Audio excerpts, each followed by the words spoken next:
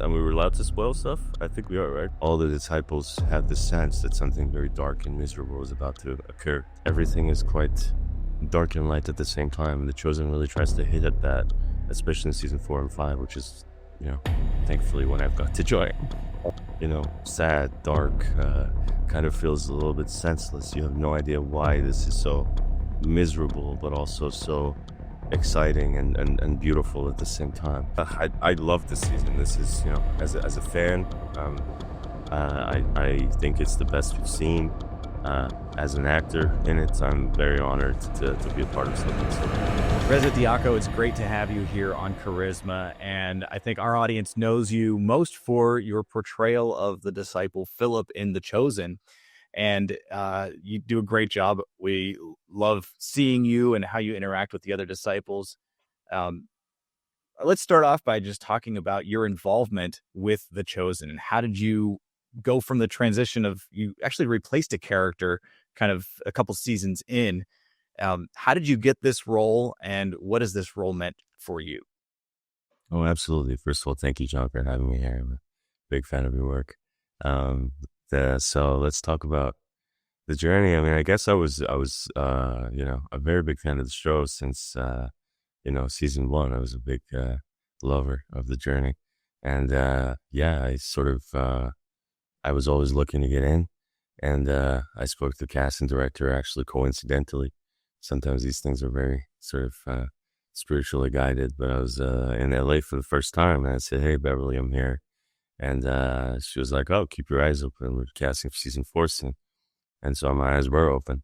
And I was working on a different project in Egypt, actually, out of everywhere. And suddenly I saw, the audition pop up, and I was excited, and I read for the role. And suddenly here we are, and then I realized I'm replacing Philip, which was very interesting news as a big lover of the show, because I was a lover of the character. It was one of the, couple of characters that really resonated with naturally. So it was kind of a weird, material meets spirit situation. Yeah, it was a little bit of a strange change in the middle of, in between seasons, but you've done a great job portraying that role and still brought that playful but serious and depth and spiritual connection that Philip has, and you've really embodied that and brought that to these last 2 seasons. And with this, you're playing one of the disciples, and it's like it's a historical person. We read about him in the Bible. What has the true disciple Philip, what have you learned about him that has kind of opened up your eyes to more of deepening your faith? That's a very beautiful question. That's part of the reason I actually love the show, is that all the characters portray such complicated sort of human journeys that we all have. And, the Chosen as the idea of, experiencing the world of Jesus' life through the humans who are, struggling in the material world with, material issues. I mean, Philip was interesting from the outside. I kind of love the way that the previous actor was portraying Philip in the sense that he's very available. He's kind of having had the history of his time with John the Baptist. And I even researched, the preparation of the previous actor, which was about looking at the Essenes and sort of drawing from that particular group, which were more like a monk group who were trying to really use the idea of repentance and surrender as a process of connecting, but also at the same time being very pack-oriented because of the laws of the forest, as Philip in season 2 would express that war has rules and the forest doesn't. So obviously there was a lot of, what do we say? Dynamics that I took from a character who really cares about the pack, almost like a wolf. Mm-hmm. But at the same time, he also tells Matthew that I've been living outside of the circle. So he's a little bit of a lone wolf. So he's a bit of a maverick. He's also learned how to engage with people, even though he has idiosyncrasies and peculiarities through jokes, which he teaches Matthew. So he's found the strategies of managing group dynamics, whilst also, being quite spiritually guided. I think one of the biggest interesting kind of connection points for me was starting from the end of what we have in the Gospels, which is one of the last contributions of Philip Mhm. that's written, which is the Where is the Father, which takes us to this season, which is why I was excited about we're the one that's out, season 5, in the Last Supper, because uh, I kind of drew the ladder backwards and I said, well, why would a a man or young man who's brought up in Bethsaida in the kind of land of fishermen, who's very probably good at merchandising and being good at business. Why would he leave home to go and live with John the Baptist, with the as Peter would call him, creepy John? So the guy who is the outcast, and I guess kind of like the modern day, it's usually a search for something deeper and more profound than just the materialistic riches. Um, and kind of going wholeheartedly, almost like a radical, out there to pursue that, in order to, it's about letting go of a lot of comforts. Um, so that was a big part of it. It's like he's used to letting go of comforts. I think he's one of the disciples who's most comfortable with being uncomfortable because of his practical experience in the forest, his teachings from the Baptist to be detached from the material. Um, but then again, I think what was interesting to me was the family journey, where somehow his family obviously is like a little bit of a runaway, like Matthew. He resonates with being sort of uh, ousted by the father, so he has this father journey. And I think that's what's really interesting to me, that despite his mask of happiness and knowing how to contribute, he has a deeper sort of longing for a material, but also a spiritual father as he goes along. And that's been quite significant to me too, because I think I've been having similar experiences in my life, I guess, both in my family, in my journey. So, yeah. Yeah. So I love how you said that Philip is kind of the most comfortable being uncomfortable. And I got to say, because I've seen some pictures of you on set or in between takes, you're sleeping somewhere. You're finding a way to be comfortable in an uncomfortable situation. I've been a missionary for many years in the past, leading teams, and you just find places where you can to sleep and just relax. And so I relate to that. I relate to that. But it, what's your favorite place that you found to sleep there, or one of the funniest places that people have teased you about? Uh, Interesting. That's a good question. Actually, first of all, I commend you because you're doing it. I mean, I'm pretending, and you're in the real world doing some great things. So, um, but yeah, no, I think that was partially part of the preparation, because I think uh, I'm not used to the forest. I am scared of creepy crawlers and snakes, and I had to almost, like, as part of my prep, I like to practically feel at ease with those things. And then the Mhm. sleeping also comes with actually deliberately trying to be a little sleep deprived, because I know that these characters are on a very heavy loaded mission, spiritually, emotionally, physically, from all the walking around and randomly being guided to random places that they don't know why they're being guided to by Jesus, but just surrendering and following. So, so there's a lot of surrendering, and I think that was one of them. I think, to give you an example of one that was weird, and I don't know if I should say it, but I kind of sat once and I was sleeping in one of these beautiful forests, and where we were filming in Utah, and I got up, and about like 5 minutes later, Abe, who plays Big James, was saying, "Hey, I just saw a scorpion walk by just a corner." And I'm not used to these things, so for me that was a bit of a, oh no, that's interesting, but anything for the art kind of situation. So Oh man. Yeah. So I love the group dynamics and how you guys are playing with each other and interacting with each other, which is really, really cool. And it's developed each season. And it really has culminated with the the scene at the table. Season 5, which has been out in theaters, and I'm excited when it's going to be coming out streaming on Amazon Prime Video first, which is really cool because that's Amazon has picked up the House of David, and there's a lot more emphasis on this faith-based film or faith-based content, which is super exciting that The Chosen is being elevated like this as well. But this season has all been about the Last Supper, the what happened at the table, and the Passover table especially. And I know that you guys had Rabbi Jason Sobel come in and actually do a real Passover with the whole crew, with the whole cast right there, um, in preparation for that. Because historically, you would have done this if Philip would have done this his whole life. And so, can you tell me about some of the revelations that have come to you as a result of being a part of so many takes of the Last Supper, and just what the Passover means to you now? Absolutely, yeah. I mean, one of the things that was particularly interesting to me about the experience with Rabbi Jason Sova was that I, because of the show, I had to really study the Jewish kind of culture and practices, and I only a few years ago found out I had some heritage of Jewish heritage that was kind of not spoken about. Mm. And so it was very personal to me to learn more as well. So it was kind of weird coming together of like personal life again and the, Yeah. spiritual world, giving opportunities to learn about it. So it meant very deeply to me, the personal journey of just understanding the Passover and to be able to share it with this amazing cast who are like brothers and, Dallas and the Kura family. So it was very special to understand the symbolism. I think, learning about all the details, the bitter herbs that you have, or you dip them in the salt water and they represent, the tears. And what I like about that particular meal is something that's very similar to my lessons that I've learned in life, which is that everything is quite dark and light at the same time. And The Chosen really tries to hit at that, especially in season 4 and 5, which is, you know, thankfully when I've got to join.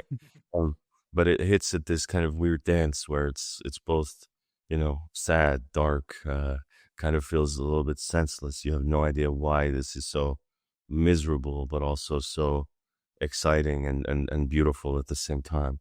And I think, that was also the experience of being on set doing those moments in the best way I can describe. It's very hard to explain because it was very much like you feel a presence in the middle of the whole hallway or room with the tables. And Yeah, I think it's that weird thing because obviously all the disciples had the sense that something very dark and miserable is about to occur. And, there's references to Jesus being sad. Um, and yet, uh, there is also almost like a celebration to try and get us all kind of out of it. And that kind of coincides with some of the things I love about even the show's, what's the word, slogans, Mhm. like look up. And, um, that's something I've always kept. It's so simple, but it's so beautiful because you always look up and you always trust and keep going on despite the kind of difficulties. And it's interesting. It was interesting. It's even the idea of you're having a feast and at a feeling level you're like that's the last thing I can't I can't nothing goes down the throat. um, but we all have those moments in life these days when we're like, man, I'm struggling. But I always like that part, the human part that you can relate to now, which is, there's days where you're like, I don't feel like eating, or I'm having a celebration and it doesn't feel like a celebration. And it's, I don't know, it's nice to know that even at that sort of, sacred level, people had the same struggles Mhm. and we come through at the end, hopefully without any, major spoilers. Yeah. So you said that you were a fan of the show before you got to be on the show. What drew you to that originally? I know that, what does your family also think about you being a part of this? Because obviously it's showing Jewish culture and Jesus as the Messiah. So you mentioned you just found out that you have some Jewish heritage as well, but you're Persian as well. So you have a bit of a unique background. How has this affected you personally from being a fan, but now how's your family and extended family kind of looked at you being in this role? Um, That's interesting. First of all, what drew me to it was just that I really love any show that tries to connect people to the concept of the sacred. I think that's very interesting, and also I love the way that The Chosen really tries to take a sort of historical drama point of view, really try and hit at it at a human level. Um, some of those scenes when I was a fan, I'd love between Matthew and Magdalene or Magdalene's journey, or that scene where what's his name, Simon at the time, was sinking. And we know this story, right? But when it comes to the scene. And that's one of the merches I can't wait to purchase as well. That little hand where he's Mhm. being picked up, and it says, what's the word? Never let me go, and or it's sorry, what's the word? Oh, I forgot now. Don't let me go. That's the one. I love that moment. So that's why I was resonating. And my family, it depends. It's I've had going back to Philip, I've had a tricky family experience, to be honest. So people respond to it differently. To hit back at the sort of Persian Jewish heritage thing, I mean, my grandfather had particular, experiences of that nature, and I was very, uh, what's the word, connected with him as a father figure, and he passed away a few years ago. So I kind of, everything I do to learn about it is also to sort of honor him. So that's the best answer I can give. Yeah, yeah, I appreciate that. Anytime that we have an opportunity to kind of look inside our favorite characters and the actors that are portraying them, it's a thank you for opening that window a little bit. I appreciate that. Absolutely. No, yeah. So, um, you are now probably recognized whenever you go out as the disciple Philip, and people come up to you that are fans of the show. How has that been for you interacting with the audience in person? The chosen family. Yeah, the chosen fans. Yeah, the chosen. Yeah, like, yeah, it's the biggest blessing ever. I think, again, one of the other things I think I have in common with Philip is I've been a bit of a nomad, and he's been much more brave and lived in the forest. I've had to just kind of move from country to country. I've been to 10 schools, 4 different countries, moving around. Now I'm kind of hovering around in the U.S., so that's my fifth country. Um, but I think when it can be very interesting because you learn so much to be comfortable with the uncomfortable. But then the comforts of family or familiarity is less easy, both just from my life experience, but also as an actor, because you kind of go and have these condensed, packaged experiences with family, and then you disappear most of the time. But in this case, both the cast and crew are actually part of this bigger chosen family. I would say is Hmm. it's a very beautiful blessing because you don't, uh, you know, it's a year long adventure with everybody. We're all in it together. I would say that to everybody I speak to. I was a part of the chosen family as a fan before, so there's not really much difference between us. We're all co-creating this, and Dallas really makes sure that that happens too. That the family are always in there in those massive scenes with us. And yeah, like I say, it's a big co-created experience, and he's always there to make sure we're all having this big family gathering. So I've been very grateful. They're so attuned, sometimes weirdly, to Hmm. the personal struggles that I don't even tell them. But you get the odd prayer here, and you get the odd, "Hey, you're in my mind today," on Instagram. And thank God for the social media world where everyone can be so easily in touch with each other. So I'm very grateful for everybody, and one by one, I'm always here and look forward to Yeah, hearing the stories. that's super cool. Now that season 5 has been out in theaters and we're waiting for it to go out into streaming, and you've had a chance to see the whole season, I'm sure. What were some of your favorite moments to watch as a fan of the Chosen? This season 5? Yeah, yeah. I went a few times, I must say. I was a bit of a nerd. I keep pushing anyone. I went alone multiple times because, again, I travel a lot um, to random cinemas, and it was really fun because you get to see people, and you kind of run out, and, because I had less beard even a month ago, believe it or not, people wouldn't recognize, and that was interesting because you get raw, authentic reactions from everybody. But yeah, no, I love this season. This is as a fan, I think it's the best we've seen. As an actor in it, I'm very honored to be a part of something so beautiful. I think um my favorite moments.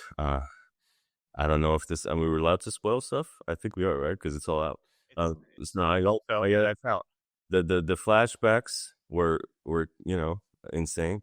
I loved that personally. I've been waiting to be able to talk about it because getting to go back to Philip's early journey where he didn't have his, father figure decapitated, and, Jesus telling him he's gonna, die too, different dynamics, much more light and exuberant and innocent and kind of teenage like, was really fun. So that was cool personally to play, but also like seeing all the other brothers of mine and their flashbacks. Thaddeus was particularly where that hits home, where he goes back with Jesus and goes to all of In the the, latrine. it's a nostalgic journey. That one, I've seen it probably 5 times, and every single time it's an explosive cry. Another big one is Jesus on the stone, saying, "Your will be done." I can't emphasize how much that affects me personally, because uh, there's a lot of chaos that from time to time, including current times, I've had to deal with, and it's very interesting to know that you do your thing on the material world, but then you've got to surrender it out, and really, even if it's insanely outside of what you think is your own plans, you've got to just be like, hey, it's okay. Your will be done. It's so simple. Sometimes those simple things take a lifelong journey to really be able to grasp. Yeah. So that one I love too. And then obviously the Last Supper, the theater scene is particularly interesting.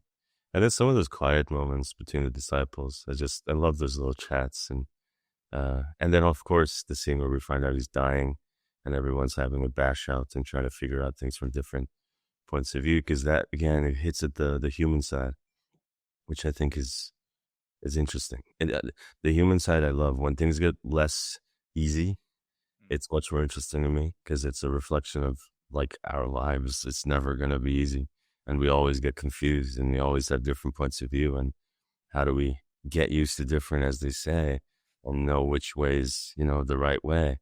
It's really, that's interesting that even the disciples are going through that. Yeah. It was a beautiful season for sure, and it was great on the big screen. And I can tell as you're talking about it that you truly are a fan, or a chosen nerd, as you kind of said earlier. But like, it, you were just excited to talk about that, so that's really cool. I know we're in the middle of recording and filming season 6, so you probably can't say anything about that. But we're excited to see when that comes out and what that's going to be. We know it's going to be intense for sure. It's really painful. Yeah, it'll definitely be painful for sure. But man, I'm enjoying our conversation here, because this is great to be able to see another side of Reza Diako, that is not just about the actor that's playing Philip, but there's a deeper side of you too, where you've done a lot of acting in other areas, theater. I know I've seen you in other movies as well, and so whenever I knew that you were coming to The Chosen, I was like, oh, I know this guy already. He's a good actor, and this is going to be a good opportunity there. And so, what are some of the other projects that you have that are kind of going on in the same time seasons that you're still involved with The Chosen? Yeah, I mean, first of all, I'm very humbled, and thank you so much. And I've been very lucky. I think again, speaking of your will be done, you put your groundwork in, and then you surrender and see what comes. So I've been very lucky to have the experiences I've had, and the people I've got to work with in the last several years. Uh, the projects that are coming out at the moment, I mean, one of them is Reading Lolita in Tehran, which is it's a book memoir about a very specific time in history. So in some sense, it's also a historical drama, but a little more modern, in the sense that it's from the 1980s, when a professor of literature goes to Iran during the revolution, and tries to, in the hope that things are going to get better. And then things do not, as we now know, 40 years onwards. Dictatorship kicks in, and cancel culture kicks in, and universities shut down, and people have to go undercover. And there's a lot of debate in the film around extremism, but also I think it is in some sense relevant very much to the modern world, where it asks the question of, can art, can literature be a source of freedom and transcendence of human connection and bridging, when there seems to be none, because of borders or categorical differences, or identity uh, frames that we put ourselves in. So in that sense, I don't want to give too much away. And there's a book to read as well. It's running around the festivals.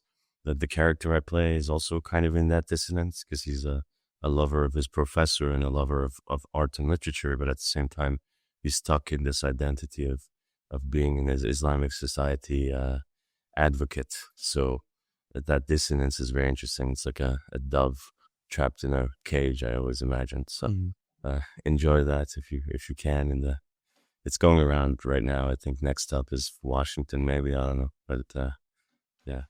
Very cool. One last question.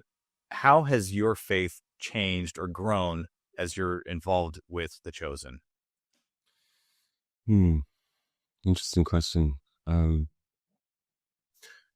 What I think is amazing about the show is that it materializes and humanizes the experience.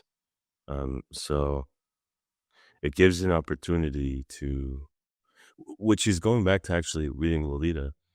I think it's what I love about art, especially why I probably became an actor, is because it gives you an opportunity to really see someone on the screen, um, and identify with their full journey, the complexity of it, the difficulties of it, the struggle, the human struggle, the darker sides, the difficulties.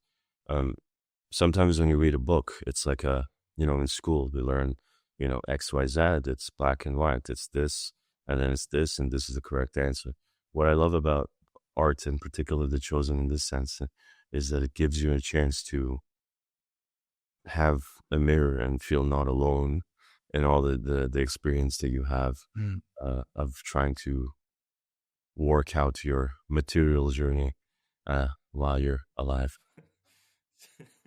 It's the best way I could explain it. I appreciate the deepness and the thought that you put into that answer. Thank you very much. Thank you. Thank you so much. Oh, Reza Diako, thank you so much for taking the time to share more about your life and your portrayal of the beloved disciple Philip in The Chosen.